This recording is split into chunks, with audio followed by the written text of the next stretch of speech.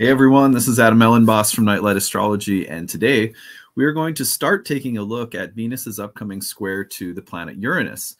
This is following on the heels of Mars's square to Uranus, because Venus and Mars are close together right now in the sky, both in the sign of Leo. What makes this interesting is that Venus is coming right after the square from Mars, perhaps smoothing things over, which could be a great thing. But it's also interesting because after Venus squares Uranus, not long after, Venus will turn retrograde later in July. It will then, through its retrograde, go back through the square to Uranus, and then in direct motion, go back again through the square to Uranus. So I think that the work of this transit is going to be with us for the next couple of months, which makes it a little bit more potent than your average Venus-Uranus dynamic. So we will be paying attention to that, and in another video this week, I'll be looking at the total timeline and giving you some ideas about how you could work with this transit, not just for this upcoming first pass, but over the course of the full cycle. What might it mean that we're looking at this Venus-Uranus dynamic, in other words, through the next couple of months and a Venus retrograde? So we'll look at that later. Today, we're just going to talk about this first pass and 5 things I love about Venus-Uranus combinations and 5 things I could live without.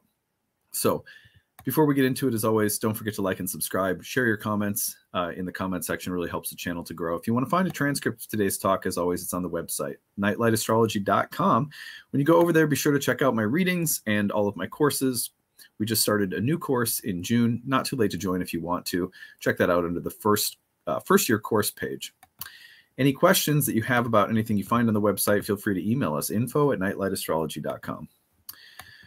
All right, so we are looking at Venus in Leo square Uranus in Taurus coming up on July 2nd. Because I'm on my laptop and I'm on family vacation right now in the Redwoods, which, by the way, has been really cool. These trees are so big, and I just feel like they're like elders. But anyway, maybe I'll tell more of my stories from the Redwoods at a later point in time. Anyway, I'm in an Airbnb, and so if my presentation isn't the quality that you're used to, I apologize, and be back to my studio next week. So anyway, I'm not going to put up the real-time clock because I was having some troubles doing it when I filmed yesterday. So I'll just have to take my word for it. It's happening on July 2nd, which means this week we are building toward it. July 2nd is, of course, going to be on Sunday, and we're doing this we're taking a look at this at the early part of the week, because it will be building as the week goes on. It gets into that 3-degree range here about midweek, and it doesn't fully leave that 3-degree range until later into next week. So you have about a full week of Venus squaring Uranus, and there's a lot to look forward to, I think. It's one of my favorite transits, Venus-Uranus, depending, of course, on the context and the signs and everything. I think this one has been nice, and as a native Venus in Leo who just went through Uranus square my natal Venus, I've learned so much about this transit and how powerful it can be. You guys probably have seen some episodes that I've done over the past weeks or month or so, telling you a little bit about how Venus and Uranus has been at work. Uranus transiting my natal Venus has been at work in my life, but one of the things that it did was it really has helped. It helped me to, well, I should say it helped both me and my wife, Ashley, to get back to some of the rhythms that we shared prior to our kids being born, which I would say in the context of our marriage was like a big breakthrough, because it means that we're reestablishing some patterns that kept us bonded, really closely. And it's easy to lose some of those once you have kids, as any of you who know who have kids. So that's been a big breakthrough in our relationship.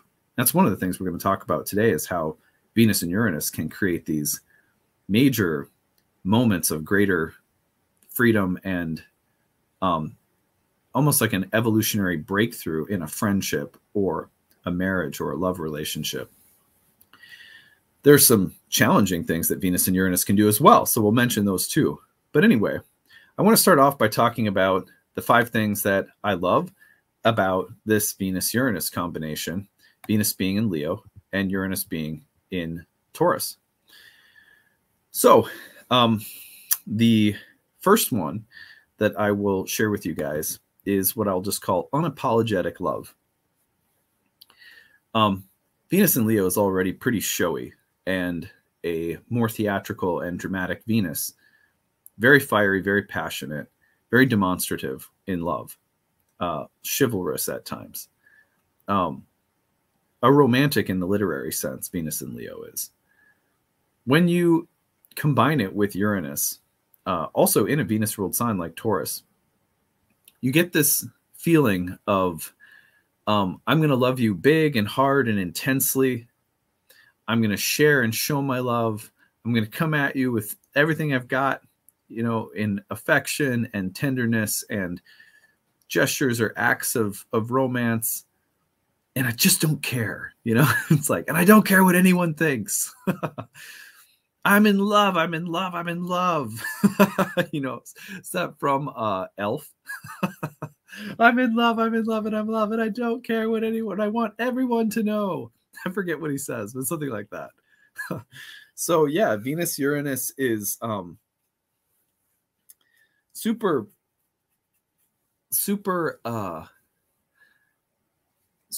duper expressive with its love, and it doesn't matter who's seeing or watching. There's something just unrestrained about it. So watch for that quality. It's one of my favorite qualities of Venus Uranus, is this need to go big or go home when it comes to love. Doesn't matter who's watching. There's like no shame. It goes away. The potential shame or care or concern about who's watching how you love or who you love goes away. And it's amazing how sometimes that will literally translate into people revealing that they, maybe to their family, for example, that they're gay, or that they have a gay lover or something. I'm just making that up, but it's this like, I don't care and I want everyone to know, and it doesn't matter what people think. Number 2 are the PDAs. Very similar. Uranus and Venus are very showy. It's like a peacock tail. And there's, I'm going to show my love, whether that's in art or creativity or sexuality or romantic gestures. There's something, it's not just unapologetic, it's also a display. It's like I want you to see it. I want to show it. I want to share it. So these kind of big, theatrical, beautiful, thoughtful, creative displays of love, tenderness, affection, desire, attraction, beauty. One of the most dazzling parts of Venus Uranus. Number 3 are the wild, beautiful, experimental qualities. There's something about Venus Uranus that has to do with releasing pent-up romantic or sexual energies, which could translate into, you know, experimenting with your lover in bed. It could be about experimenting with color on the canvas, or it could be about doing something that it's almost like you're drunk, you know, where you lose your inhibitions. Not advocating for people to go get drunk, but there's something about releasing your inhibitions that Venus and Uranus invites, encourages. It says, what could happen if you let go? In the same way that you don't care what other people think, or you don't care how other people are watching, there's a sense of letting something out that's been pent up, that needs to be released, that it constitutes a little bit of a revolution psychically to release this kind of energy. And it's the kind of energy that is Venusian, and the releasing is Uranian. Number 4 are breakthroughs in relationships. So I would say this is one of my favorite qualities that I just experienced, was this breakthrough of almost like getting my marriage back to where it was before we had kids in terms of connectedness. Not that we weren't connected or like happy even, but it's like the intensity of our personal connection came rushing back in, especially because we were able to reestablish some of our best patterns and habits that we had prior to the kids coming around, which involved like our wake sleep cycles, our devotional time together in the mornings, date nights, blah, blah, blah. Like stuff that was pretty regular for us. And you take it for granted because you don't even realize how instrumental those small things are in keeping you bonded and close to another person once you have kids. That, you know, anyway, I'm sure I'm preaching to the choir. To those of you who have kids, you know exactly what I'm talking about, and the work that it takes to kind of like get your relationship back to being as central as it was before kids came, you know, and still balancing your care and attention to your kids at the same time. Anyway, breakthroughs in relationships can be friendships. They can be work relationships. They can be creative partnerships. They can be, you know, romantic or sexual relationships or marriages or whatever. But Uranus says, let's go to the next level. Let's go to somewhere we haven't been, or let's get back to somewhere we lost. The spark is rekindled somehow. After a time of the fire having died down a little bit, it suddenly goes whoosh. It comes back to life. That's an amazing thing that can happen in any kind of relationship with Venus-Uranus. Especially interesting to watch that happen for artists, and the way that you can feel like you've plateaued with an instrument or a medium, whether you're a writer or a painter. And Venus-Uranus comes along and suddenly whoosh, there's that creative fire again. Feels like the muse is there and you're just, you're channeling, you know, you're transmitting something. And number 5 is unexpected good fortune. One of my favorite things about this combination is that Venus is just the ruler of all pleasant, fortunate things. Anything that feels good, that goes nicely. And then the unexpected Uranian quality of something appearing that's nice or pleasant or fortunate or makes you happy, feels good, is like, wow, that was great. And it comes kind of unexpectedly, suddenly, and it breaks up the monotony, and it's exciting. That is Venus-Uranus. All right, well, those are my favorite things. There are some things I could live without. 5 things that I could live without.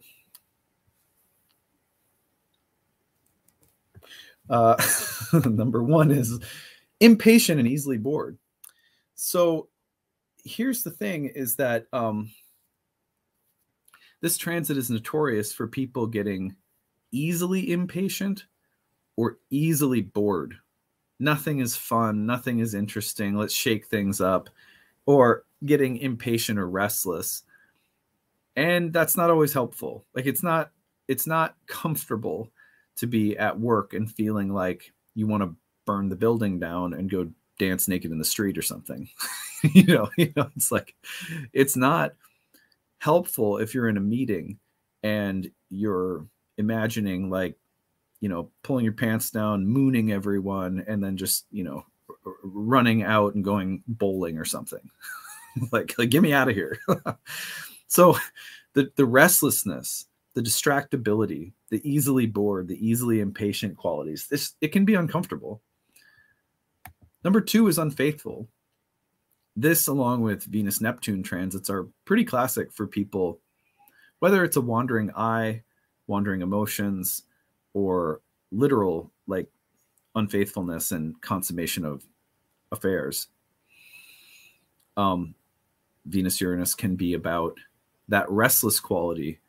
And if a relationship is stagnant and not evolving, or not evolving as quickly as you want it to, or something like that, it's easy to get distracted, or to follow a temptation, a lust, into a space that could break or damage or suddenly rupture, you know, a relationship. So it's something you have to be careful of. And having seen a lot of people go through Venus-Uranus dynamics, I can say that it's also something that it's like a test. There's something internally that we have to overcome that's trying to pull us away and say, oh, well, there might be, the grass is greener somewhere else. This is also boring. And you have to sometimes say, well, how can I bring that magic into where I'm at, in the job I have, or the relationship I have, or the creative process I'm already involved in? So this is kind of a testing quality around faithfulness and sticking with something. Number 3 is iconoclastic without good reason. I just want to destroy stuff, disrespect stuff. I just want to poop on your floor. Like, just because I don't like it. I don't like the way it looks. it's kind of similar to you've heard me say the phrase, rebel without a cause. This would be like disrespectful, damaging of things that are sacred or beautiful, or like sort of purposely trying to break things. Like, for example, when someone is meddling, with somebody else's, well, it's like, oh, that's beautiful, and I'm jealous or I'm upset, and so I want to try to damage it, something like that. It's very Venus Uranus. So iconoclastic, but without good. I mean, iconoclasm has a place, right? But there's this way in which Venus Uranus can want to damage things out of jealousy or spite. Number 4 would be sudden breakups or disruptions in relationships. Just as much as Venus Uranus can create breakthroughs, it can also create sudden breakups, or disruptions or separations or divorces. The need for freedom leads people to break up, or it can just be about sudden challenges that come up and disrupt a relationship and force you to have to work through something. But the thing that comes up is sort of unfortunate or difficult. Sometimes people recover and work through them. Other times it really can throw an entire relationship off course. So, but the sudden tower card like experience within relationships is not always easy with Venus Uranus. I would say, for example, as a story, as Uranus was squaring my natal Venus, one of the reasons that Ashley and I got kind of synced up in our patterns for the first time in a while again, because she was leading a yoga retreat in Costa Rica and I was solo parenting, and it was super, super hard. And then I had some health stuff come up at the same time that she was gone and I was solo parenting. And she had some challenging stuff come up for her personally as she was processing on the retreat, which is pretty common when you're on a retreat, that like your internal process, your healing work steps up a notch. And so we weren't able to be there for or with each other in a way that we usually are. And the intensity of what we were each going through apart from each other, and solo parenting, and Ashley apart from me and the kids and everything, that was very challenging. It was a super, super challenging week for us, in a good way though, in a way that then led to some really nice insights and some breakthroughs for us. That is pretty common for Venus Uranus, that the breakup or the disruption is the breakup of the normal habits and patterns that keep you steady or stable, that they're disrupted because it will actually bring you greater happiness to try on something new or to make a change. But the disruption can feel at first very tumultuous, and like, is the universe trying to mess us up, Now, other times it's like the breakups or disruptions leave people, the relationship in shambles, and it's done. The relationship is over somehow. So it's different depending on, where people are at. If there's clear, deep divides, animosity, toxic, unhealthy patterns in relationships, a transit like this can break the relationship apart for good. Other times it creates amazing opportunities for growth. It just depends. Every relationship is different. Number 5, showy, vulgar, or vain. In the same way that we can be sort of, I'm unapologetically loving. I just love you and I don't care. This is what I love. This is what I like. This is who I am. This is what I find beautiful, and I don't care what anyone thinks. There can also be a kind of showy, vulgar, vain quality. In your face, almost like a chip on the shoulder, look at me kind of quality.